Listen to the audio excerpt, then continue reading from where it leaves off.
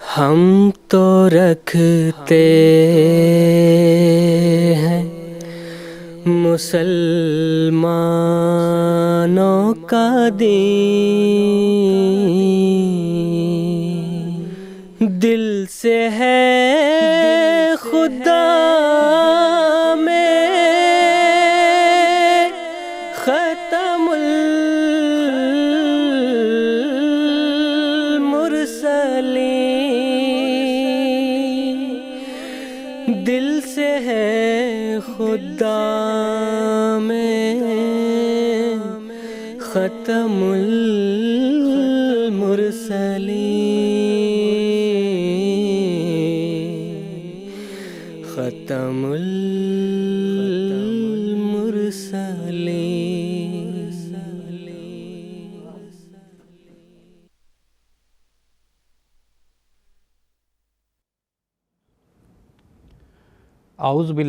ഔസുബില്ലാഹിമിനശ്ശൈത്താനിർ റജീം. ബിസ്മില്ലാഹിർ റഹ്മാനിർ റഹീം. മാന്യപ്രേക്ഷകരെ, അസ്സലാമു അലൈക്കും വറഹ്മത്തുള്ളാഹി വബറകാതുഹു. ഇന്ന് മാർച്ച് 14, 2026 ശനിയാഴ്ചയാണ്. ഇന്ത്യയിൽ ഇപ്പോൾ 10:30 രാത്രി. GMT സമയം ഇന്ന് 5 മണിയാണിപ്പോൾ. ഇത് രാഹുദ പ്രോഗ്രാമിൻ്റെ സമയമാണ്. കാദിയാൻ ദാറുൽ അമാനിൽ നിന്നും ലൈവ് ഡിസ്കഷൻ പ്രോഗ്രാം ആയിട്ടാണ് ഞങ്ങൾ വന്നിരിക്കുന്നത്. 4 എപ്പിസോഡുള്ള ഈ സീരീസിൻ്റെ ആദ്യത്തെ എപ്പിസോഡാണിത്. ഇന്നത്തെ എപ്പിസോഡിൻ്റെ ആദ്യത്തെ എപ്പിസോഡ് ഈ 4 എപ്പിസോഡിലും അള്ളാഹുവിൻ്റെ സിഫത്തുകളെക്കുറിച്ചും അതിൻ്റെ പ്രകടഭാവങ്ങളെക്കുറിച്ചും ചർച്ച ചെയ്യുന്നതായിരിക്കും. നിങ്ങൾക്കറിയാം, രാഹുദ ലൈവ് ആണ്, അതോടൊപ്പം തന്നെ ഇൻ്ററാക്റ്റീവും ആണ്. അതായത് നിങ്ങൾക്ക് പ്രേക്ഷകർക്ക് ചോദ്യങ്ങൾ മുഖേന ഈ പരിപാടിയിൽ പങ്കെടുക്കാവുന്നതാണ്. നിങ്ങളുടെ ഭാഗത്തുനിന്നുള്ള ചോദ്യങ്ങളും ഇവിടെ സ്റ്റുഡിയോയിലുള്ള പാനലിൽ ഞങ്ങൾ വയ്ക്കുന്നതും അതുപോലെ ഞങ്ങളുടെ പണ്ഡിതർ അതിന് മറുപടിയും നൽകുന്നതായിരിക്കും. ടെലിവിഷൻ സ്ക്രീനിൽ ഇപ്പോൾ നിങ്ങൾക്ക് ഞങ്ങളുമായി ബന്ധപ്പെടാനുള്ള ഡീറ്റെയിൽസ് കാണുന്നതാണ്. നിങ്ങൾക്ക് ഫാക്സ്, ഓൺലൈന്, അതുപോലെ ടെക്സ്റ്റ് മെസ്സേജ്, ഇമെയിൽ മുഖേനയും ഞങ്ങളുമായി ബന്ധപ്പെടാവുന്നതാണ്. ഇന്നത്തെ എപ്പിസോഡിൽ ഇവിടെയുള്ള പാനൽ ഞാൻ ഇവിടെ പരിചയപ്പെടുത്താം. മൗലാന ഹമീദ് ഖോസ സാബ്, അതുപോലെ മൗലാന താരിഖ് അഹമ്മദ് സാബ്. ഇന്നത്തെ എപ്പിസോഡിൽ ഇവർ രണ്ടുപേരേക്ക് ഞങ്ങളോടൊപ്പം സംവദിക്കുക. പ്രേക്ഷകർ, അള്ളാഹുവിൻ്റെ സത്യവും അതുപോലെ സിഫത്തുകളും മനസ്സിലാക്കുന്നത് ഈമാൻ്റെ അടിസ്ഥാനമാണ്. മനുഷ്യൻ തൻ്റെ സ്രഷ്ടാവിനെ യഥാനിലയിൽ മനസ്സിലാക്കുമ്പോൾ അവൻ്റെ ജീവിതം തന്നെ മാറിയുന്നു. അള്ളാഹുവിൻ്റെ സിഫത്തുകൾ വിശ്വാസത്തെ സുദൃഢമാക്കുന്നതോടൊപ്പം മനുഷ്യൻ്റെ സ്വഭാവ രൂപീകരണത്തിനും ആത്മീയ ഉന്നതിക്കും നിദാനമാകുന്നു. ഇന്ന് ഈ അള്ളാഹുവിൻ്റെ സിഫത്തുകളെക്കുറിച്ച് ഞങ്ങൾ വിശകലനം ചെയ്യുന്നതും അള്ളാഹുമായുള്ള ബന്ധം സുദൃഢമാക്കാൻ ശ്രമിക്കുന്നതായിരിക്കും. മാന്യപ്രേക്ഷകരെ, ഈ ഒരു ചെറിയ ആമുഖത്തിന് ശേഷം ഞാൻ ആദ്യത്തെ ചോദ്യം ചോദിക്കാൻ ആഗ്രഹിക്കുന്നത് മൗലാന ഹമീദ് ഖോസ സാഹിബിനോടാണ്. അള്ളാഹുവിൻ്റെ സിഫത്ത് അൽ അഹദ്, അൽ വാഹിദ്, ഇവ എന്താണ്? വിശുദ്ധ ഖുർആനിൽ ഇത് സംബന്ധിച്ച് എന്താണ് കൽപ്പനകൾ ലഭിക്കുന്നത്? ഇതേക്കുറിച്ച് എന്തെങ്കിലും വെളിച്ചം വിഷയമോ? ജസാക്കുമല്ലാ. ബിസ്മില്ലാഹിർ റഹ്മാനിർ റഹീം. സയ്യിദന ഹസ്രത്ത് മസീഹ് മൗഊദ് അലൈഹി സ്വലാത്തു വസ്സലാം തൻ്റെ ആഗമനത്തിൻ്റെ ലക്ഷ്യമായി വിവരിച്ചതിൽ ഒരു പ്രധാന ലക്ഷ്യം എന്ന് പറയുന്നത് അള്ളാഹു എന്നെ നിയുക്തനാക്കിയത്, അദ്ദേഹത്തിൻ്റെ വാക്കുകൾ ഇതാണ്, അദ്ദേഹം എന്നെ നിയുക്തനാക്കിയത് അള്ളാഹുവും അള്ളാഹുവിൻ്റെ സൃഷ്ടികളുടെ ഇടയിലുള്ള അകൽച്ച മാറ്റാനും അതുപോലെ തന്നെ ആത്മാർത്ഥതയും സ്നേഹവും ഉള്ള ബന്ധം ഈ ദൈവവും സൃഷ്ടികളും തമ്മിൽ ഉണ്ടാക്കുക എന്നതാണ്. അള്ളാഹുമായുള്ള ബന്ധം സ്ഥാപിക്കുക മസീഹ് മൗഊദ് അലൈഹി ഇസ്ലാം തൻ്റെ ആഗമന ലക്ഷ്യമായി വിവരിച്ചിരിക്കുകയാണ്. അതിനുവേണ്ടി ഏറ്റവും വലിയ മാർഗം അള്ളാഹുവിൻ്റെ സിഫത്തുകൾ, ഗുണവിശേഷങ്ങൾ, അസ്മാ ഹസന, ഗുണനാമങ്ങൾ മനസ്സിലാക്കുക, അതിനെക്കുറിച്ച് തിരിച്ചറിയുക, അതിനെക്കുറിച്ച് ഗ്രാഹ്യം ഉണ്ടാകുക എന്നതാണ്. അല്ലെങ്കിൽ അള്ളാഹുവിലേക്ക് എത്തിച്ചേരുക സാധ്യമല്ല. ഒരു മനുഷ്യൻ മറ്റൊരു മനുഷ്യനെക്കുറിച്ചുള്ള മേൽവിലാസം അറിയില്ല, പേരറിയില്ലെങ്കിൽ എങ്ങനെ അവനുമായി ബന്ധപ്പെടാൻ സാധിക്കും? അങ്ങനെ അള്ളാഹുവിൻ്റെ സിഫത്തുകൾ അല്ലെങ്കിൽ ഗുണനാമങ്ങൾ മുഖേനയാണ് അള്ളാഹുവിനെ തിരിച്ചറിയാൻ സാധിക്കുക. അവനെ മനസ്സിലാക്കാൻ സാധിക്കുക, അവൻ്റെ സാമീപ്യം നേടാനാകുക. ഈ കാര്യം തന്നെയാണ് അള്ളാഹു വിശുദ്ധ ഖുർആനിൽ വിവരിച്ചിട്ടുള്ളത്. വലില്ലാഹിൽ അസ്മാഉൽ ഹുസ്ന ഫദ്ഉഹു ബിഹ. ഇത് അള്ളാഹുവിൻ്റെ എല്ലാ സിഫത്തുകളുമാണ്, ഗുണനാമങ്ങളാണ്, അസ്മാകളാണ്. ഇത് മുഖേന അള്ളാഹുവിനെ വിളിക്കുക. അള്ളാഹുവിൻ്റെ നാമങ്ങൾ ഖുർആനിൽ പറഞ്ഞിട്ടുള്ളത് ഉപയോഗിച്ച് വേണം അള്ളാഹുവുമായി ബന്ധപ്പെടാൻ. സൂറ ഇഖ്ലാസിലാണ് കുലു അല്ലാഹു അഹദ്, അഹദ് എന്ന അള്ളാഹുവിനെ കുറിച്ച് സിഫത്ത് പറഞ്ഞിട്ടുള്ളത്, ഇവിടെ സൂചിപ്പിച്ചത്. അഹദ് എന്താണ്? സയ്യിദ്ന ഹദരത്ത് മുസ്ലിം മൗദ് അൻഹു തഫ്സീർ കബീറിൽ ഇതിന് പറഞ്ഞത് ഏകൻ എന്നാണ്. അല്ലയോ മുഹമ്മദ് സല്ലല്ലാഹു അലൈഹി വസല്ലം, എല്ലാ മുസ്ലിങ്ങൾക്കും ഈ സന്ദേശം എത്തിക്കുക, ഇങ്ങനെ പ്രഖ്യാപിക്കുക, ഞാൻ അറിയുന്ന അള്ളാഹു, എൻ്റെ വിശ്വാസം ഏത് അള്ളാഹുവിലാണോ, ഏത് അള്ളാഹുവിൻ്റെ സമീപമാണ് ഞാൻ ആഗ്രഹിക്കുന്നത്, അവൻ അഹദാണ്, ഏകനാണ്, അവൻ ഒറ്റപ്പെട്ടവനാണ്, ഏകനാണ്, ഏകാംഗിയാണ് എന്ന് എന്തുകൊണ്ടാണ് പറയുന്നത്? വാസ്തവത്തിൽ വിശുദ്ധ ഖുർആന്റെ അവതരണം ചരിത്രത്തിൻ്റെ അടിസ്ഥാനത്തിൽ 610 ക്രിസ്തബ്ദം മുതൽ തുടങ്ങി 24 വർഷം കൊണ്ടാണ് ഇറങ്ങിത്തരുന്നത്. 610 മുമ്പ്, ക്രിസ്തബ്ദം 610 മുമ്പ് ഈ ലോകത്ത് അധിവസിച്ചിരുന്ന മനുഷ്യകുലത്തിൽ മിക്കവർക്കും അള്ളാഹു ഏകനാണ് എന്നൊരു ഗ്രാഹ്യമുണ്ടായിരുന്നില്ല. അതിനുള്ള ചില ഉദാഹരണങ്ങൾ ഞാനിവിടെ സമർപ്പിക്കാം. ഉദാഹരണത്തിന് ക്രിസ്തു മതം, മകൻ, പിതാവ്, പുത്രൻ, അതുപോലെ തന്നെ പരിശുദ്ധാത്മാവ്, 3 1 1 3 എന്നുള്ള അവരുടെ ത്രിത്വം സിദ്ധാന്തം. ഇത്ര വലിയ ക്രിസ്തീയ ലോകം അള്ളാഹുവിനെ കുറിച്ച് പറഞ്ഞത് പിതാവ്, പുത്രൻ, പരിശുദ്ധാത്മാവ് എന്ന ത്രിത്വത്തിലാണ്. ഹിന്ദുക്കൾ നോക്കുക, ബ്രഹ്മ, വിഷ്ണു, മഹേഷ്, ശിവനും ബ്രഹ്മാവും വിഷ്ണുവും ഇവ മൂന്നിൻ്റെയും സംഗമമാണ് ഈശ്വരൻ എന്ന് പറയുന്നത്. എന്നാൽ 610 ക്രിസ്തബ്ദത്തിന് ശേഷം, AD 610 ശേഷം ഇസ്ലാം ആഗതമായി.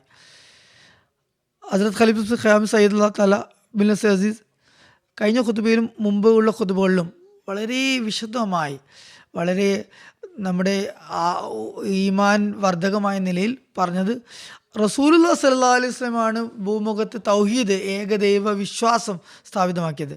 അതിനുവേണ്ടി സഹാബാക്കളും ഒരുപാട് ത്യാഗങ്ങൾ വരിക്കുകയുണ്ടായി. തൗഹീദ് എന്താണ്? തൗഹീദ് സ്ഥാപിക്കുന്നതിന് വേണ്ടിയാണ് തിരുനബിയും തിരു സഹാബാക്കളും ഇവിടെ ത്യാഗങ്ങൾ വരിച്ചത്. കഴിഞ്ഞ ഖുതുബയിൽ ഇന്നലെ ഹുസൂർ ഒരുപാട് ഈമാൻ സംവർദ്ധകമായ സംഭവങ്ങൾ വിവരിച്ചു. മക്കക്കാർ 360 വിഗ്രഹങ്ങൾ പൂജിച്ചിരുന്നു.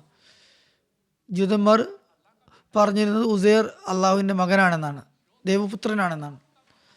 അഹദ് എന്നൊരു സങ്കല്പം അത് ലോകത്തിന് അത് അറിയില്ലായിരുന്നു. ഇസ്ലാം 610 ക്രിസ്തബ്ദത്തിന് ശേഷം ഉച്ചസ്ഥലം പ്രഖ്യാപിച്ചു. അല്ലയോ മുഹമ്മദ് സല്ലല്ലാഹു അലൈഹി വസല്ലം, അല്ലയോ മുസ്ലിങ്ങളെ, എല്ലാ കാലത്തെയും മുസ്ലിങ്ങളെ, നിങ്ങളിങ്ങനെ പ്രഖ്യാപിക്കുക, അള്ളാഹു അഹദാണ്, ഏകനാണ്, അവൻ ഒറ്റയാണ്, അവന് വേറിട്ട ഭാഗങ്ങളില്ല. അതായത് ത്രിത്വ സിദ്ധാന്തമുള്ള ക്രിസ്തു മതസ്ഥർ പറയുന്നത് പോലെ, ഹിന്ദുക്കൾ പറയുന്നത് പോലെ, മറ്റു മതസ്ഥർ പറയുന്നത് പോലെ അവന് വിവിധ ഭാവങ്ങളില്ല, അവൻ ഏകനാണ്. തർക്കം മുഴുവനും അഹദിനെ കുറിച്ചായിരുന്നു വന്നത്. ഇന്നലെ ഹുസൂർ തിരുമനസ് അല്ലാഹു തആല ബിൻ അസീസ് ഖുതുബയിൽ ഒരു ഉദാഹരണം നൽകി.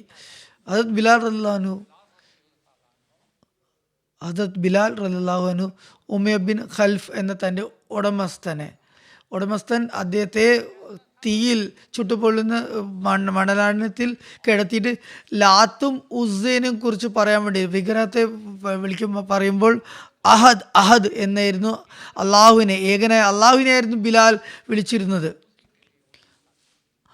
ആ ഏകനായ അള്ളാഹുവിന് വേണ്ടിയായിരുന്നു ബിലാൽ എല്ലാ പ്രയാസങ്ങളും ഏറ്റുവാങ്ങിയത്. ഇന്നും അത് തന്നെയാണ് അവസ്ഥ. ഇന്നും അതേ ചിന്താഗതികളാണ്. ഇന്നലെ ഹുസൂർ പറഞ്ഞതുപോലെ എല്ലാവരും ഇങ്ങനെ തബ്ലീഗ് ചെയ്യേണ്ടതുണ്ട്, മനസ്സിലാക്കി കൊടുക്കേണ്ടത് അള്ളാഹുവിൻ്റെ സത്ത, ഏകമാണ്, അവൻ ഏകനാണ്, അവന് വേറെ വേറെ ഭാഗങ്ങളില്ല, അവൻ മൂന്നിലൊന്നും ഒന്നിലും മൂന്നും അല്ല, അവൻ ഏകനാണ്.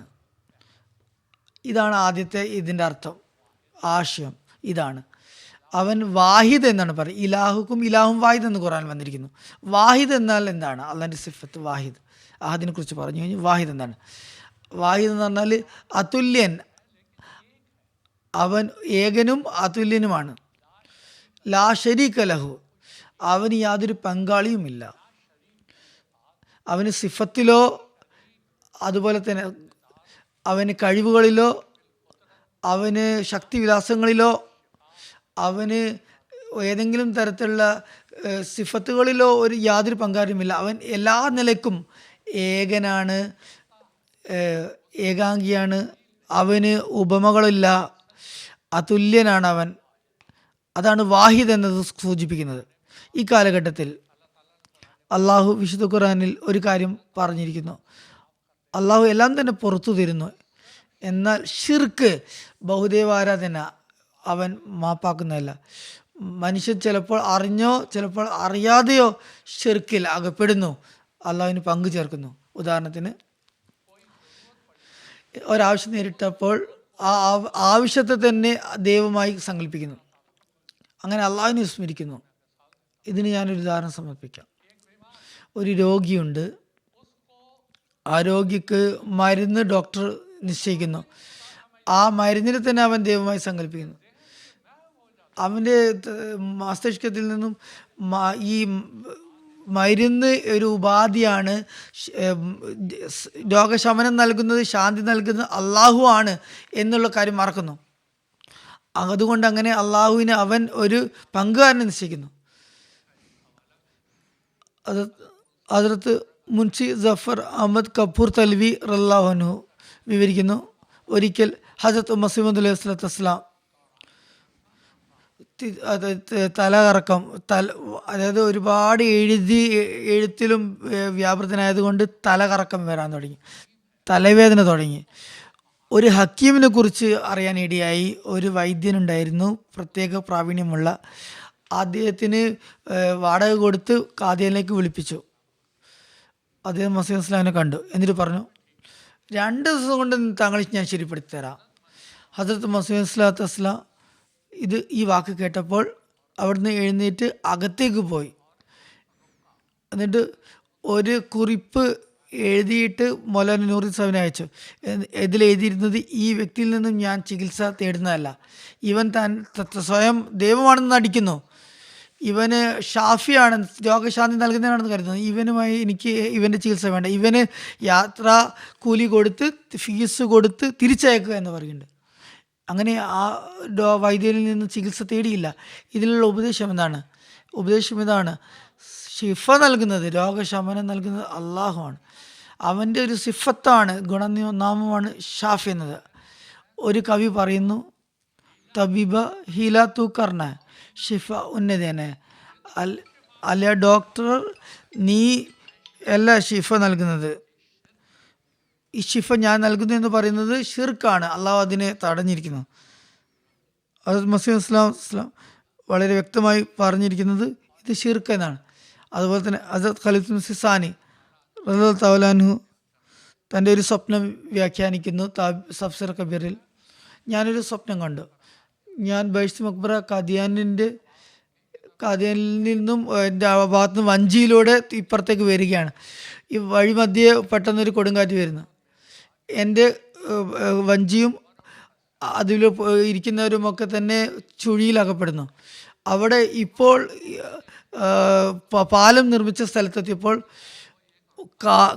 ആ വെള്ളത്തിൽ നിന്നൊരു കൈ ഉയർന്നു വരുന്നു, അതിലൊരു കുറിപ്പുണ്ടായിരുന്നു, ഈ ഒരു വ്യക്തിയോട് ദുആ ചെയ്യിപ്പിക്കുക, താങ്കളുടെ വഞ്ചി കര പറ്റുന്നതാണ്, അക്കരെ എത്തുന്നതാണ്. അദ്ദേഹത്തിൻ്റെ കൂടെയുള്ള വ്യക്തി അവിടെ കുറിപ്പ് എഴുതിയിട്ട് ഷിഫ നൽകാൻ വേണ്ടി പറഞ്ഞ് അവിടെ എഴുതി. അപ്പോൾ ഹുസൂർ പറഞ്ഞ ചാടി അതെടുത്ത് ആ കുറിപ്പെടുത്ത് എന്നിട്ട് പറഞ്ഞത് ഷിർക്കാണ്, ഈ പീറും ഫക്കീർമാരിൽ നിന്ന് ഞങ്ങൾ നമുക്കൊരിക്കലും തന്നെ ഈ സഹായം തേടാൻ പാടുന്നില്ല. ആ ഒരു ചുഴി സൃഷ്ടിക്കപ്പെട്ടത് ഇല്ലാതെ, ഇത് ഷിർക്കാണ്. ഇന്ന് വളരെ പരിതാപകരെന്ന് പറയട്ടെ, മുസ്ലിങ്ങളുടെ ബഹുഭൂരിപക്ഷവും ഇത്തരം ഷിർക്കിലകപ്പെട്ടിരിക്കുന്നു. അവർ ശവകുടീരങ്ങളിൽ സന്ദർശിക്കുന്നു, അതുപോലെ തന്നെ വിഗ്രഹാലയങ്ങളിൽ ചെല്ലുന്നു.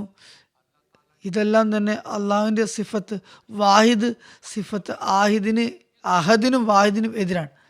പിന്നെ എങ്ങനെയാണ് അള്ളാഹു ഈ ഉമ്മത്തിന് മേൽ കരുണ ചൊരിയുക? അള്ളാഹിൻ്റെ സിഫത്തിനെ തന്നെ ഇവർ മനസ്സിലാക്കുന്നില്ല, അതിനനുസരിച്ച് അള്ളാഹിൻ്റെ സാമീപ്യം തേടാൻ വേണ്ടി ശ്രമിക്കുന്നില്ല. അപ്പോൾ നമ്മൾ ദുആ ചെയ്യുന്നത്, അള്ളാഹു ഇവർക്ക് ഹിദായത്ത്, സന്മാർഗം നൽകുമാറാട്ടെ. അള്ളാഹുവിൻ്റെ ഗുണങ്ങളെ ഇവർ മനസ്സിലാക്കുകയും അതിൻ്റെ പേരിൽ ദുആ ചെയ്യും. ഫദ്ഉ ബിഹാ, അങ്ങനെ ആ സിഫത്തുകൾ ഉപയോഗിച്ച് ദുആ ചെയ്യാനാണ് അള്ളാഹു പറഞ്ഞത്. അപ്പോൾ അള്ളാഹു ഇവരുടെ ജീവിതങ്ങളിൽ ബർക്കത്ത് ചെയ്യുന്നതായിരിക്കും. അടുത്ത ചോദ്യം താരിഖ് അഹമ്മദ് സാബിനോടാണ്. അള്ളാഹുവിൻ്റെ സിഫത്ത് മുജീബ് എന്ന ഗുണം, അതിനെ ദൈവ സൃഷ്ടികളോടുമായുള്ള ബന്ധം എന്താണ്? ജസാക്കുമുല്ലാഹു ജസാ. ബിസ്മില്ലാഹി റഹ്മാൻ റഹീം. മുജീബ് എന്ന ഗുണം, അതിൻ്റെ അർത്ഥം ദുആ കേൾക്കുന്നവൻ എന്നാണ്, അവൻ സ്വീകരിക്കുന്നവൻ എന്നാണ്. മുജീബ് എന്ന ഗുണം അത് അള്ളാഹുവിൻ്റെ അസ്തിത്വം ബന്ധപ്പെട്ട് പറയുമ്പോൾ അതിൻ്റെ അർത്ഥം, അള്ളാഹുവിൻ്റെ അസ്തിത്വം എന്ന് പറയുന്നത് അത് മനുഷ്യൻ്റെ പ്രാർത്ഥനകൾ കേൾക്കുന്നവനും അവനെ അനുഗ്രഹിക്കുന്നവനുമാണ്. അള്ളാഹുവിൻ്റെ അനുഗ്രഹമാണ് സയ്യിദന ഹസ്രത്ത് മുഹമ്മദ് മുസ്തഫ സല്ലല്ലാഹു അലൈഹി വസല്ലം മുഖേന അള്ളാഹുവിൻ്റെ സിഫത്തുകൾ, അതിനെ സംബന്ധിച്ചുള്ള ഗ്രാഹ്യം അത് മുസ്ലിങ്ങൾക്ക് ലഭ്യമായിരിക്കുന്നു. അതുപോലെ തന്നെ ഇക്കാലഘട്ടത്തിൽ മറ്റുള്ളവരെന്നാൽ മുസ്ലിങ്ങൾ പോലും അവനെ അള്ളാഹുവിന് പല സിഫത്തുകളും ഇല്ലെന്ന് വിശ്വസിക്കുന്ന കാലഘട്ടത്തിൽ, അതായത് ഇന്ന് അള്ളാഹുവിനെ പല സിഫത്തുകളും ഇന്ന് പ്രവർത്തിക്കുന്നതെന്ന് വിശ്വസിക്കുന്നില്ല എന്ന ഈ കാലഘട്ടത്തിൽ, ആ കാലഘട്ടത്തിൽ മസീമോദ് മിർസാ ഗുലാം മുഹമ്മദ് ഖാദിയാനി മസീമു സ്വലാത്തു വസ്സലാമിനെ നിയോഗിക്കുകയും അദ്ദേഹം നബി സല്ലല്ലാഹു അലൈഹി വസല്ലം തിരുമേനിയുടെ ദാസത്വത്തിൽ അള്ളാഹുവിൻ്റെ എല്ലാ സിഫത്തുകളെയും സംബന്ധിച്ച് യഥാർത്ഥ ഗ്രാഹ്യം, അള്ളാഹുവിൻ്റെ മാരിഫത്ത് കരസ്ഥമാക്കാനുള്ള മാർഗങ്ങൾ നമുക്ക് പറഞ്ഞു തരികയുണ്ടായി. ഇസ്ലാം ഒരു ജീവനുള്ള ദൈവത്തെയാണ് ലോകത്തിന് മുമ്പാകെ അവതരിപ്പിക്കുന്നത്. അവൻ സംസാരിക്കുന്നവനും അവൻ കേൾക്കുന്നവനുമാണ്. ഹസ്രത്ത് അഖ്ദസ് മസീമോദ് അലൈഹി സ്വലാത്തു വസ്സലാമിൻ്റെ കാലഘട്ടത്തിലും ഒരുപാട് മുസ്ലിങ്ങൾ, പാശ്ചാത്യ വിദ്യാഭ്യാസത്തിൽ സ്വാധീനിക്കപ്പെട്ടവർ, അവർ അള്ളാഹുവിൻ്റെ, അതായത് പ്രാർത്ഥനകൾ സ്വീകരിക്കുന്നവൻ എന്ന ഈ ഗുണത്തെ നിഷേധിക്കുന്നവരായിരുന്നു. അതുപോലെ തന്നെ അള്ളാഹുവിൻ്റെ അള്ളാഹ് നേരത്തെ തന്നെ വിധി നിശ്ചയിക്കപ്പെട്ടതാണ്. അതുകൊണ്ട് തന്നെ ദുആ ചെയ്തതിൻ്റെ ഫലമായിട്ട് മനുഷ്യന് പ്രത്യേക പ്രയോജനം ലഭിക്കാൻ പോകുന്നില്ല എന്ന് പറയുന്നവരാണ്. എന്നാൽ മസീഹ് സ്വലാത്തു വസ്സലാം അത്തരം ചിന്തകളെ ഖണ്ഡിക്കുകയും അവിടുന്ന് ബർക്കാത്ത് ദുആ എന്ന ഗ്രന്ഥം രചിക്കുകയും ചെയ്തു. അതിൽ അള്ളാഹുവിൻ്റെ സിഫത്തുകൾ, പ്രാർത്ഥന സ്വീകരിക്കുന്നവനാണ് എന്ന ആ ഗുണം അതിൽ കൂടുതൽ നല്ല രീതിയിൽ ലോകത്തിന് മുമ്പാകെ അവതരിപ്പിക്കുകയും ചെയ്തു. വാസ്തവത്തിൽ ദൈവാസ്തിക്യത്തിൻ്റെ തെളിവുകൾ, അതിൽ ഒരു പ്രധാന തെളിവ് എന്ന് പറയുന്നത് അള്ളാഹു പ്രാർത്ഥനകൾ സ്വീകരിക്കുന്നവനാണ് എന്നുള്ളതാണ്. വിശുദ്ധ ഖുർആനിൽ അള്ളാഹുവിൻ്റെ ഈ സിഫത്തിനെ ദൈവാസ്തിക്യത്തിൻ്റെ ഒരു തെളിവെന്ന നിലയിലാണ് അവതരിപ്പിച്ചിരിക്കുന്നത്.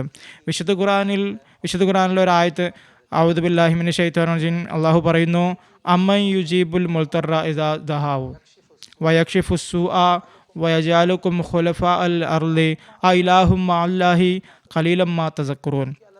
അതായത് അള്ളാഹു പറയുന്നു, ആരാണ് അതായത് പ്രയാസപ്പെട്ട ഒരു അവസ്ഥയിൽ, ആരാണ് ആ അവസ്ഥയിൽ അവൻ്റെ ദുആ സ്വീകരിക്കുന്നത്? അള്ളാഹു അല്ലാതെ.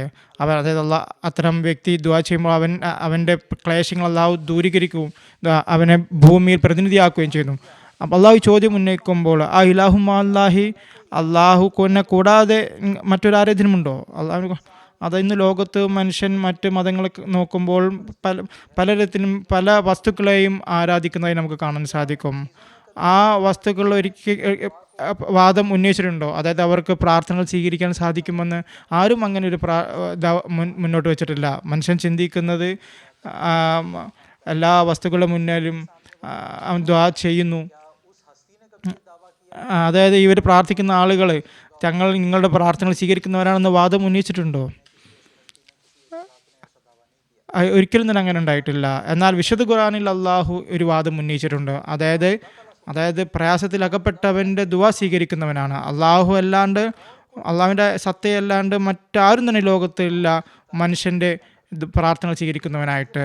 ഇതാണ് ഈ ദൈവാസ്തിക്യത്തിനുള്ള ഒരു മഹത്തായ തെളിവ്. സയ്യിദന ഹസ്രത്ത് മസീമൂദ് അലൈഹി സ്വലാത്തു വസ്സലാം അടയാളങ്ങൾ കാണിക്കാൻ ആഹ്വാനം ചെയ്തു.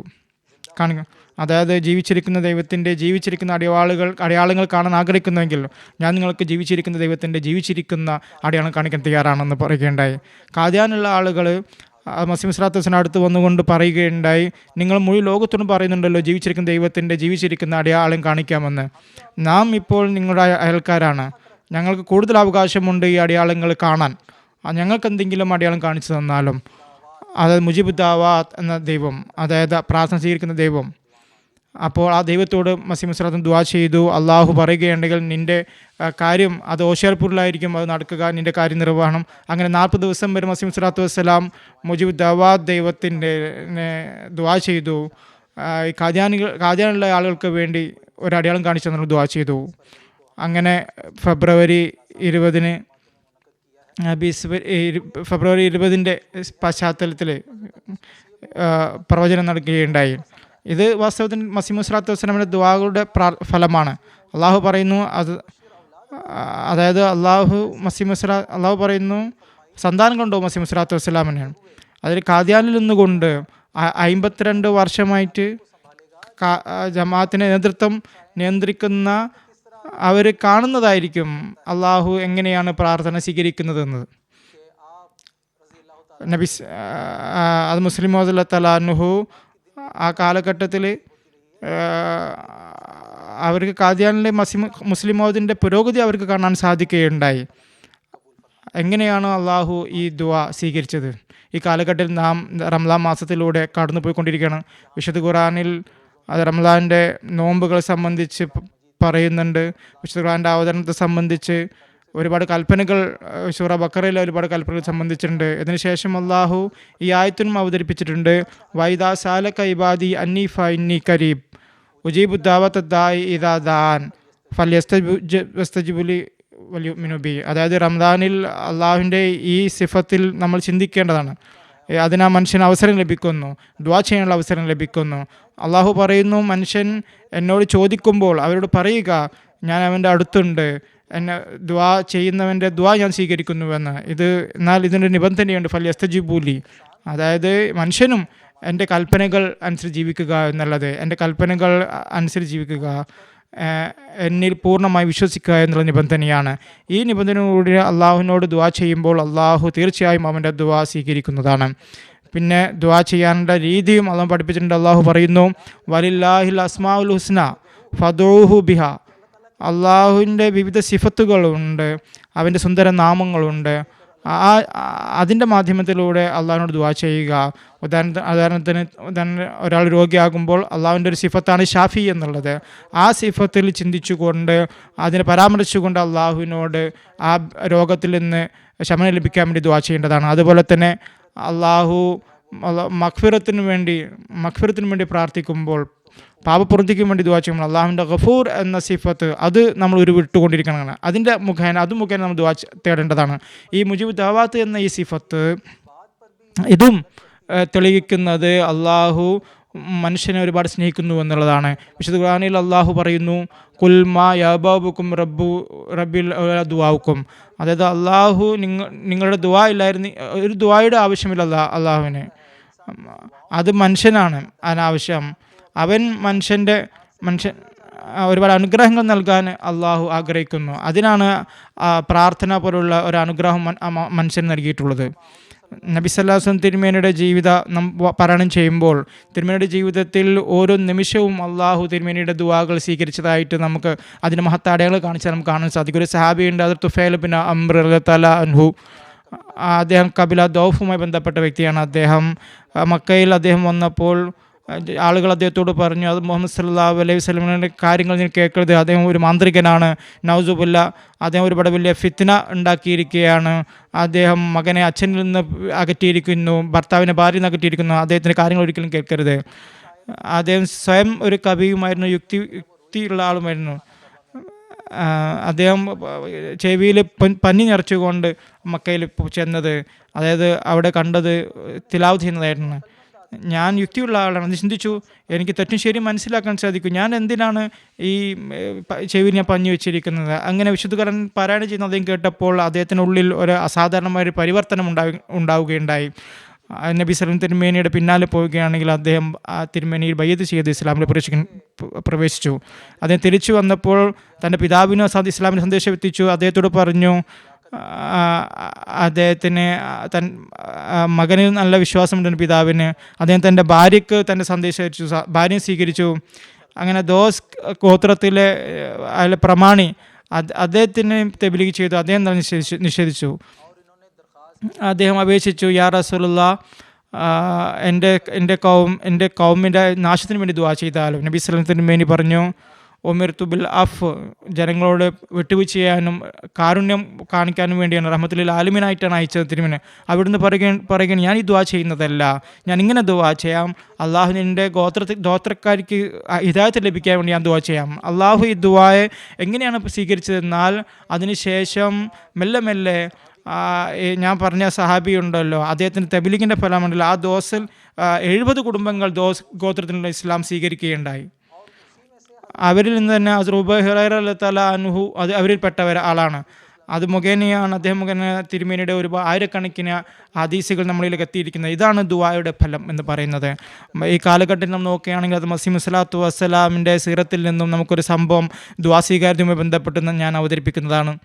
അത് മസീഹ് സ്വല്ലല്ലാഹു വസ്സലാമിൻ്റെ കാലഘട്ടത്തിൽ നമുക്കെല്ലാവർക്കും അറിയാം, ഇന്ത്യയിൽ പ്ലാഗ് രോഗം, മാരകമായ രോഗം വ്യാപിക്കുകയുണ്ടെങ്കിൽ അള്ളാഹു അത് മസീഹ് സ്വല്ലല്ലാഹു വസ്സലാമിന് ഇൽഹാമിലൂടെ അറിയിക്കുകയുണ്ടായി, ഇന്നി യുഹാഫിസു കുല്ല മൻ ഫിദ്ദാർ, ഈ 4 ചുമരുകൾക്കുള്ളിൽ ആരാണോ ഉള്ളത് അവരെ ഞാൻ സംരക്ഷിക്കുന്നതായിരിക്കും.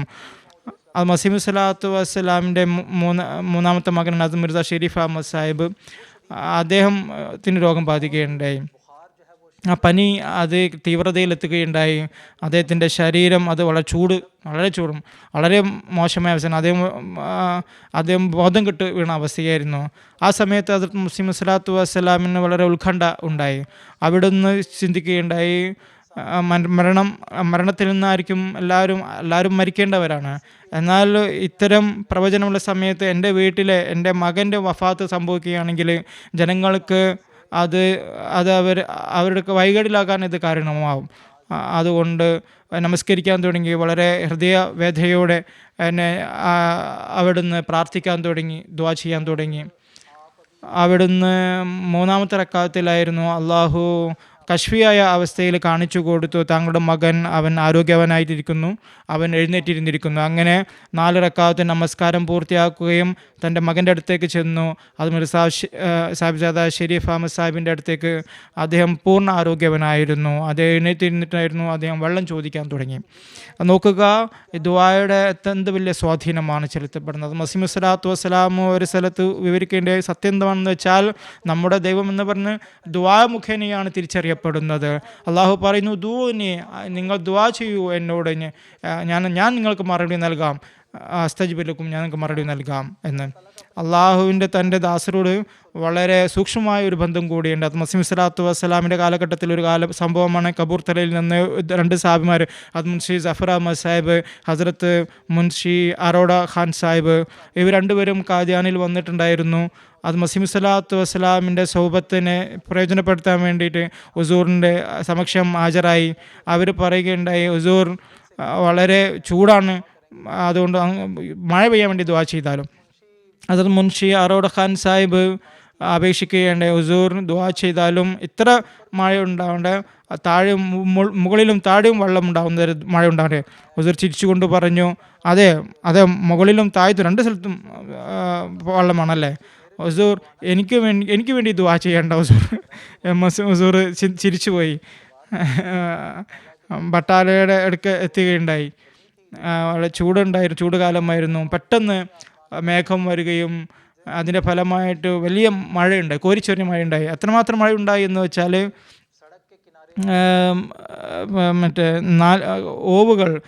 ഓവുകൾ നിറഞ്ഞ് തുളുമ്പാൻ തുടങ്ങി. ഇവർ കുതിരവണ്ടിയിലായിരുന്നു പോയിക്കൊണ്ടിരുന്നത്.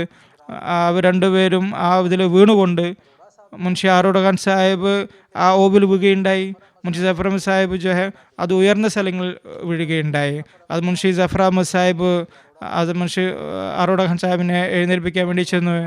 എന്നെ പറഞ്ഞു ഇനിയും ദുആ ചെയ്യിപ്പിച്ചാൽ എങ്ങനെ മേലെയും താഴെയൊക്കെ വെള്ളം ഉണ്ടാകാൻ വേണ്ടി. വളരെ സൂക്ഷ്മമായ വളരെ രസകരമായ സംഭവങ്ങളാണ് ഇത് സംബന്ധം ഉണ്ടാകുന്നത്.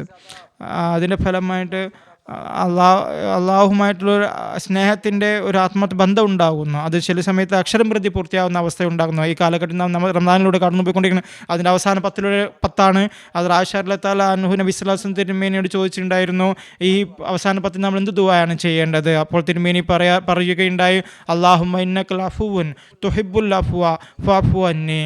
അള്ളാഹുവേ, നീ വിട്ടുവീഴ്ച ചെയ്യുന്നവൻ മാപ്പ് നൽകുന്നവനാണ്, നിനക്കതിഷ്ടവുമാണ്. നമ്മോടും ഞങ്ങളോടും ഈ പാപങ്ങൾ പുറത്തു തന്നാലും. അതുകൊണ്ട് ഈ പ്രത്യേകിച്ച് പ്രാർത്ഥനയിൽ ദുആ ചെയ്യണം. ഈ കാലഘട്ടത്തിൽ അള്ളാഹു നമ്മൾ നൽകിയ അള്ളാഹു തിരുമേനി പഠിപ്പിച്ച ദുആ നമ്മൾ ചൊല്ലിക്കൊണ്ടിരിക്കുന്നതാണ്. പ്രേക്ഷകരെ, നമ്മോടൊപ്പം ഇപ്പോൾ ടെലിഫോൺ കോളിൽ ഒരാൾ ചോദിക്കുന്നു. നേപ്പാളിൽ നിന്ന് സബീൻ അഹമ്മദ് സാബ് ടെലിഫോൺ ലൈനിലുണ്ട്. അസ്സലാമു അലൈക്കും സമീൻ സാഹിബ്. വലൈക്കും അസ്സലാം വറഹ്മത്തുള്ളാഹി വബറകാതുഹു. മൗലവി സാഹിബ് എല്ലാ മാന്യ പ്രേക്ഷകരോടും അതുപോലെ കാദിയാൻ വാസികളോടും എല്ലാവർക്കും അസ്സലാമു അലൈക്കും വറഹ്മത്തുള്ളാഹിയുടെ ഉപഹാരം അർപ്പിക്കുന്നു. ചോദ്യം ഇതാണ്. സൂറത്തുൽ ഗാഫിറിൽ അള്ളാഹു പറയുന്നു, വമാ ദുആഉൽ കാഫിരീന ഇല്ലാ ഫി ളലാൽ. ഈ ആയത്തിൻ്റെ ആശയം ഇതാണോ? അള്ളാഹു അമുസ്ലിങ്ങളുടെ ദുആകൾ സ്വീകരിക്കില്ല എന്നാണോ? ഇത് സംബന്ധിച്ച് എന്തെങ്കിലും പറഞ്ഞു തരാമോ? ജസാക്കല്ലാഹ്. മൗലാന ഹമീദ് കൗസറിനോട് ചോദിക്കാനുള്ളത് വളരെ ചുരുങ്ങിയ മറുപടി നൽകാൻ. ഇതിൻ്റെ മുമ്പിലുള്ള പിമ്പിലുള്ള ആയത്തുകളൊക്കെ വായിക്കുമ്പോഴാണ് ഇതിൻ്റെ വിഷയം വ്യക്തമാകുന്നത്. ഇത് നരകത്തിൻ്റെ അവസ്ഥയാണ് വർണ്ണിക്കപ്പെട്ടിരിക്കുന്നത്. നരകത്തിൽ ഉള്ള ആളുകൾ ദുആ ചെയ്യുമ്പോൾ അള്ളാഹു പറയുന്നത്, ഞാൻ സത്യനിഷേധികളുടെ ദുആ സ്വീകരിക്കില്ല. ഇത് അമുസ്ലിങ്ങളുമായിട്ട് ബന്ധമുള്ളതല്ല, കാഫിർ സത്യനിഷേധികളുടെ കുറിച്ചാണ് പറഞ്ഞത്. രണ്ടാമത്തെ കാര്യം, ദുആ സ്വീകാര്യതയെക്കുറിച്ച് ചില നിബന്ധനകളും അള്ളാഹു വെച്ചിട്ടുണ്ട്. ആ നിബന്ധനകൾ പൂർത്തിയാകാത്തിടത്തോളം ദുആ സ്വീകാര്യമാകുന്നതല്ല. ഇത് നരകത്തെക്കുറിച്ചുള്ള വർണ്ണനയാണ്. അള്ളാഹു ഖുർആനിലും ഹദീസിലും വ്യക്തമായി പറഞ്ഞത്, നരകം എന്ന് പറയുന്നത് ഒരു ഹോസ്പിറ്റൽ പോലെ, ആശുപത്രി പോലെയാണ്. അവിടെ ആത്മീയ രോഗബാധിതർ വന്നാൽ അവർക്ക് ചികിത്സ നടത്തപ്പെടുന്നു. ആ ചികിത്സ പൂർത്തിയായാൽ അതിനുശേഷം ഒരു കാലഘട്ടം വരും, ആ നരകത്തിൽ ആരും തന്നെ അവശേഷിക്കുകയില്ല. അതുപോലെ പുലർക്കാല ശീതള കാറ്റ് അവിടെ വീശുന്നതായിരിക്കും. അള്ളാഹു മുസ്ലിങ്ങൾ ദുആ സ്വീകരിക്കില്ല എന്ന് പറയുന്നത് തെറ്റാണ്. ചരിത്രത്തിൽ നിന്നും വിശുദ്ധ ഖുർആനിൽ നിന്നും തെളിയുന്നത്, സതുദ്ദേശത്തോടു കൂടി ദുആ ചെയ്തവരുടെ എല്ലാം തന്നെ ദുആ അള്ളാഹു സ്വീകരിച്ചു എന്നാണ്. ഉദാഹരണത്തിന് അബൂ ജഹലിനെ എടുക്കാം. ബദർ യുദ്ധത്തിന് വേണ്ടി അയാൾ പോകുമ്പോൾ കാബാലയത്തിനടുത്ത് വെച്ച് ദുആ ചെയ്തത്, ഇസ്ലാം മതം സത്യമാണെങ്കിൽ അതിനെ നീ സഹായിക്കുക, അത് കളവാണെങ്കിൽ ഞങ്ങളുടെ മേൽ കല്ലിൽ വർഷിച്ചാലും. അയാളുടെ ദുആ അള്ളാഹു സ്വീകരിച്ചു. സത്യദീൻ, സത്യമതം ഇസ്ലാം, അള്ളാഹു അതിനെ സഹായിച്ചു, വിജയിപ്പിച്ചു. അതുപോലെ തന്നെ റസൂലുള്ളാഹി സ്വല്ലല്ലാഹു അലൈഹി വസല്ലം കൈ ഒരു പിടി മണൽ വാരി എറിഞ്ഞത് അവരുടെ നാശത്തിന് കാരണമായി. അതുകൊണ്ട് സതുദ്ദേശത്തോടു കൂടി ആരെങ്കിലും അള്ളാഹുവിൻ്റെ സമക്ഷം ദുആ ചെയ്യുകയാണെങ്കിൽ അള്ളാഹു അവൻ്റെ ദുആ സ്വീകരിക്കുന്നു. പ്രത്യേകിച്ച് ആരെങ്കിലും സന്മാർഗത്തിന് വേണ്ടി ദുആ ചെയ്യുമ്പോൾ അള്ളാഹു അവൻ്റെ ദുആ സ്വീകരിക്കുന്നു. ഇവിടെ പറയപ്പെട്ട കാര്യം എന്ന് പറയുന്നത് നരകത്തെക്കുറിച്ചുള്ള വർണ്ണനയിൽ വന്നിരിക്കുന്ന വാക്കാണ്. ഒരു ആത്മീയമായ രോഗി അസുഖം ബാധിതനായപ്പോൾ അസുഖം മാറുന്നത് വരെ അള്ളാഹു ദുആ സ്വീകരിക്കുന്നില്ല. നരകത്തിലുള്ള പറാവുകാരൻ ആണ് പറഞ്ഞത് ദുആ ചെയ്യാൻ വേണ്ടി ഇവിടെ പറഞ്ഞത്. ദുആയുടെ നിബന്ധന പൂർത്തിയാകുമ്പോൾ അള്ളാഹു ആ ദുആ സ്വീകരിക്കുന്നു. ജസാക്കല്ലാഹു ഹസൻ ജസാ. മനപ്രേക്ഷകരെ, അടുത്തൊരു ചോദ്യം വന്നത് ഇന്ത്യയിൽ നിന്നും ഖുറൈശി അബ്ദുൽ ഹക്കീം സാബാണ്. അദ്ദേഹം ടെലിഫോൺ ലൈനിലുണ്ട്. നമുക്ക് ചോദ്യം ശ്രവിക്കാം. അസ്സലാമു അലൈക്കും ഖുറൈഷി അബ്ദുൽ ഹക്കീം സാബ്.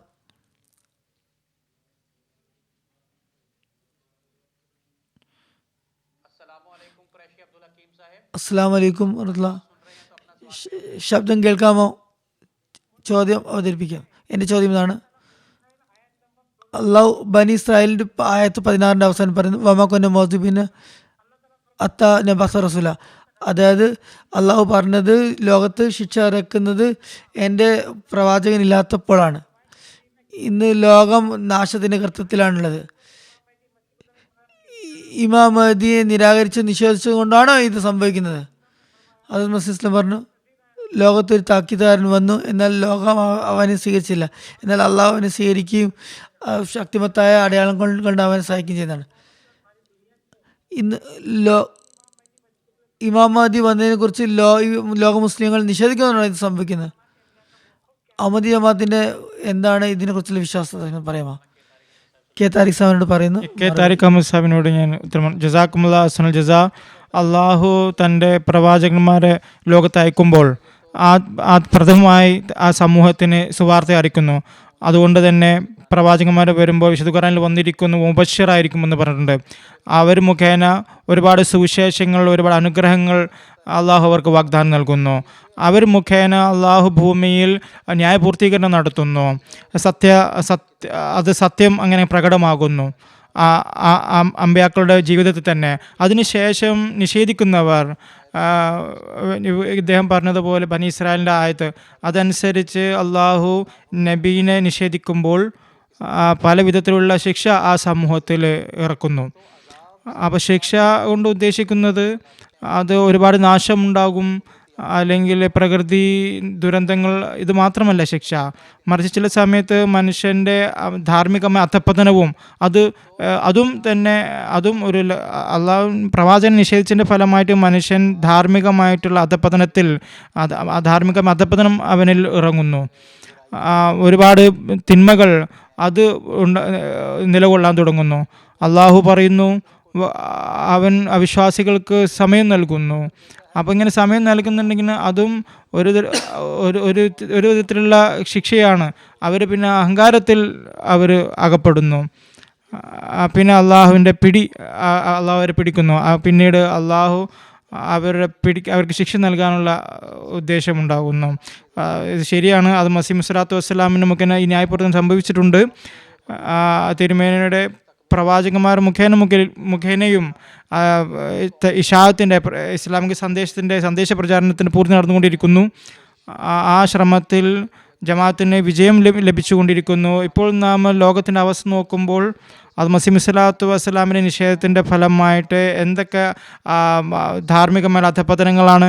അതുപോലെ തന്നെ ലോകമഹായുദ്ധങ്ങൾ, അതുപോലെ തന്നെ ഒരുപാട് കാര്യങ്ങൾ നടന്നുകൊണ്ടിരിക്കുന്നു. നമ്മൾ ഒരുപാട് ദുആ ചെയ്യേണ്ട ആവശ്യമാണുള്ളത്. ഈ ലോകഗുരുവിനെ തിരിച്ചറിയാനുള്ള സന്ദർഭം ഉണ്ടാവുക എന്നുള്ളതാണ്. ജസാക്കുമുള്ള. അടുത്ത ചോദ്യം മൗലാന ഹമീദ് കൗസർ സാഹിബിനോടാണ്. അള്ളാഹുവിൻ്റെ സിഫത്ത് അർ റഹ്മാൻ, അർ റഹീം, ഇവ തമ്മിലുള്ള വ്യത്യാസം എന്താണ്? അതിൻ്റെ അർത്ഥം എന്താണ്? വിശുദ്ധ ഖുർആൻ തുടങ്ങുന്നത് തന്നെ, വിശുദ്ധ ഖുർആൻ്റെ പ്രാരംഭം ബിസ്മില്ലാഹിർ റഹ്മാനിർ റഹീം എന്നതിലൂടെയാണ്. ബിസ്മില്ലാഹ്, അള്ളാഹു എന്ന് പറയുന്ന അള്ളാഹുവിൻ്റെ സത്താ നാമമാണ്.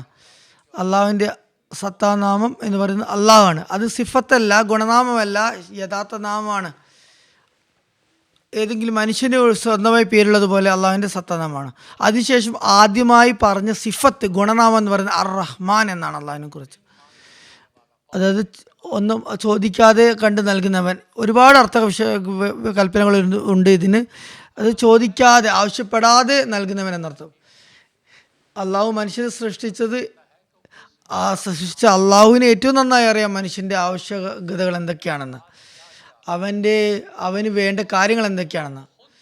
അവൻ സ്വയം തന്നെ ആ മനുഷ്യന് വേണ്ടി ആ കാര്യങ്ങളൊക്കെ തന്നെ ലഭ്യമാക്കിയിട്ടുണ്ട്. ലക്ഷക്കണക്കിന് വർഷങ്ങളായി സൂര്യനും ചന്ദ്രാദികളും സൂര്യചന്ദ്ര നക്ഷത്രാദി ഗണങ്ങളൊക്കെ തന്നെ അള്ളാഹു മനുഷ്യന് വേണ്ടിയാണ് നിർമ്മിച്ചിട്ടുള്ളത്.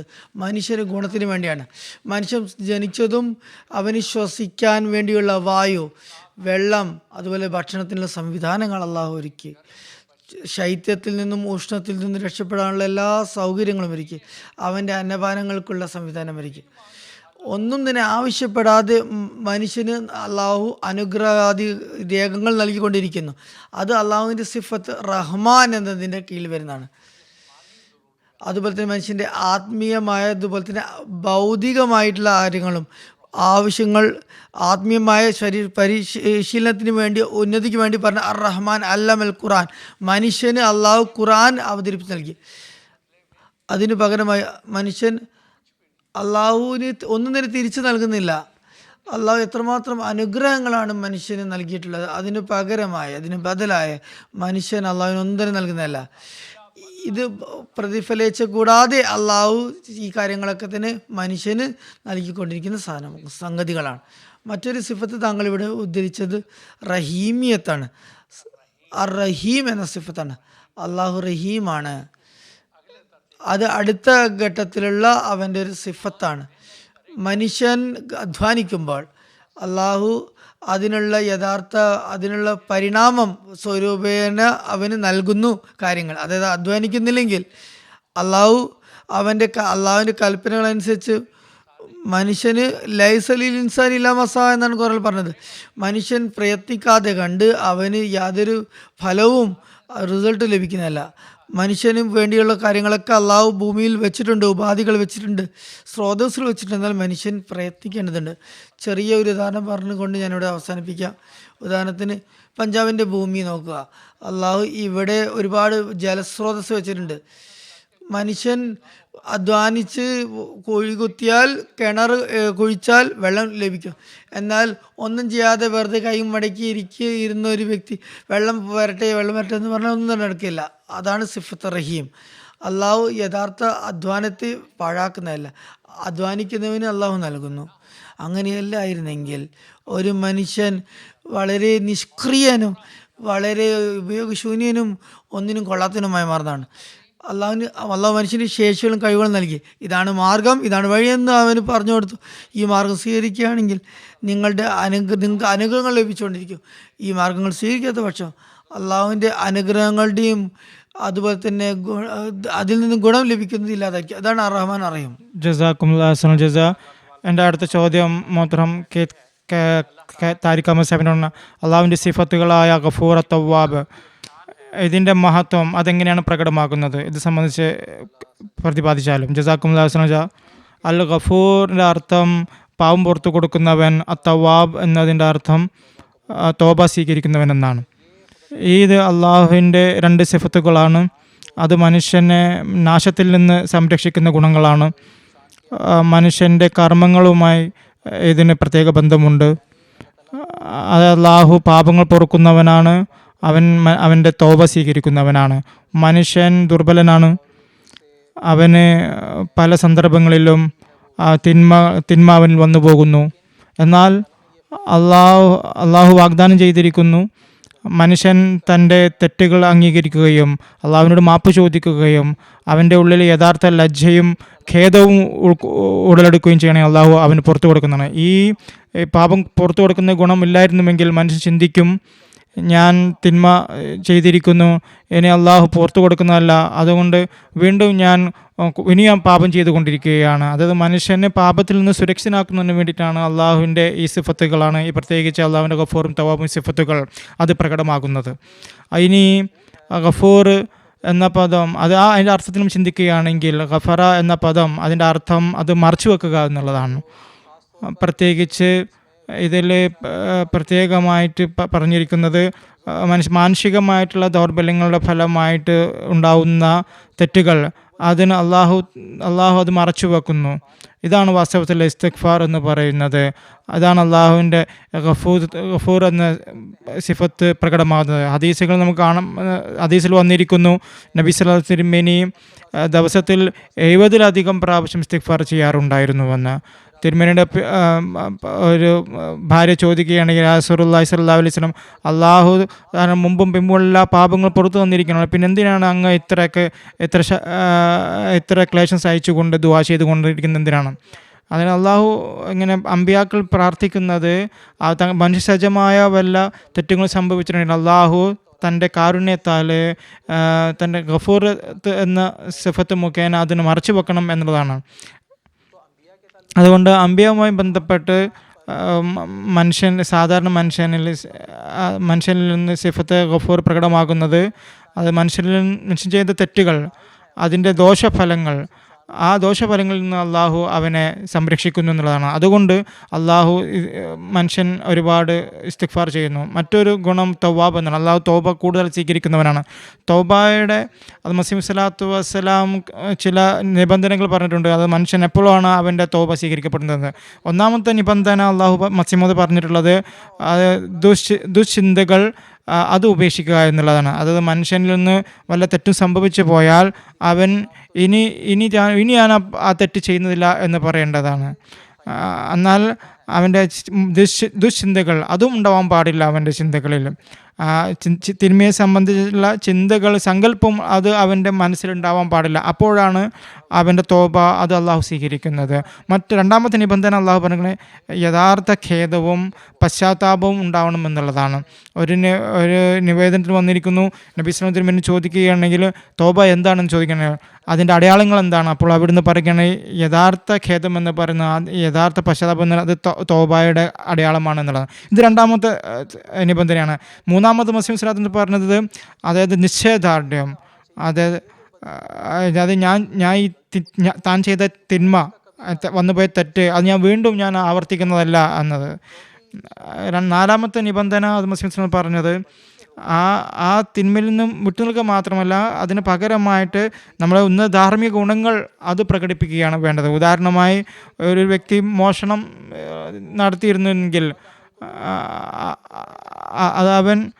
അതോടൊപ്പം തന്നെ അവൻ അത് ആവർത്തിക്കാതിരിക്കുകയും അതുപോലെ തന്നെ നല്ല നന്മകളും ചെയ്യുകയും കൂടെ ചെയ്യണം. സദ്ഖകളും ഖൈറാത്തും ദാനധർമ്മങ്ങളും ചെയ്യുകയാണെങ്കിൽ ഇത് തോബ സ്വീകരിക്കപ്പെടുന്നതിൻ്റെ ഒരു നിബന്ധനയാണ്.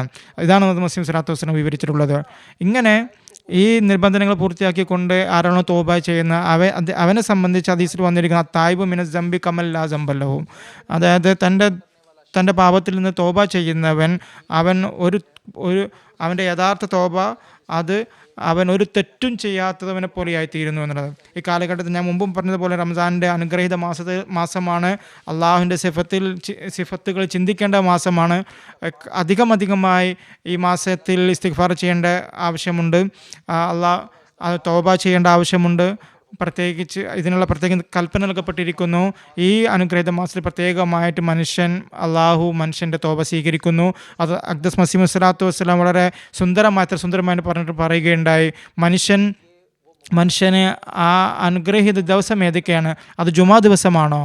അത് ഈദിൻ്റെ ദിവസമാണോ? അത് മസീഹ് സ്വല്ലല്ലാഹു അലൈഹി വസല്ലം പറയുന്നതല്ല. അത് മനുഷ്യൻ്റെ ഏറ്റവും അനുഗ്രഹീതമായ ദിനം എന്ന് പറഞ്ഞാൽ അവൻ്റെ തോബയുടെ ദിനമാണ്. അവൻ തൻ്റെ എല്ലാ പാപങ്ങളും തൻ്റെ എല്ലാ തെറ്റുകുറ്റങ്ങളും അള്ളാഹുവിനോട് ആ പാപങ്ങളിലൊക്കെ ഖേദം പ്രകടിപ്പിച്ചുകൊണ്ട് അള്ളാഹുവിനോട് മാപ്പിരക്കുന്ന ആ സന്ദർഭമാണ്. അങ്ങനെ അള്ളാഹു അവൻ്റെ പാപങ്ങൾ പുറത്തു കൊടുക്കുന്ന ദിനമാണ്. ജസാക്കുമുല്ലാഹ് അഹ്സനുൽ ജസാ. പ്രേക്ഷകരെ, ഇതോടൊപ്പം ഇന്നത്തെ എപ്പിസോഡ് അവസാനിക്കുകയാണ്. ഇതിൻ്റെ അവസാനത്തിൽ സയ്യിദന മസീഹ് സ്വല്ലല്ലാഹു അലൈഹി വസല്ലമിൻ്റെ ഒരു ഉദ്ധരണി അവതരിപ്പിക്കുന്നതാണ്.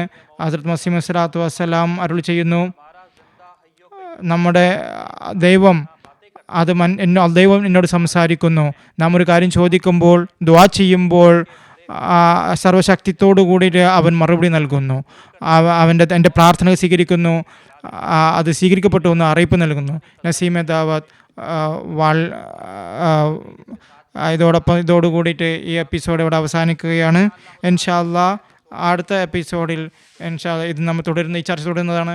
അതുവരെ അസ്സലാമു അലൈക്കും വറഹ്മത്തുള്ളാഹി വബറകാതുഹു.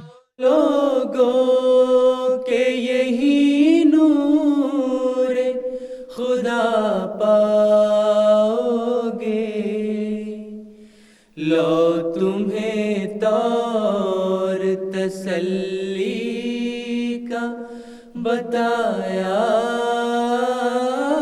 हमने।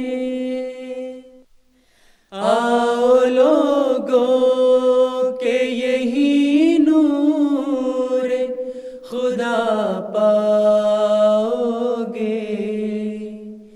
لو تمہیں طور تسلی کا بتایا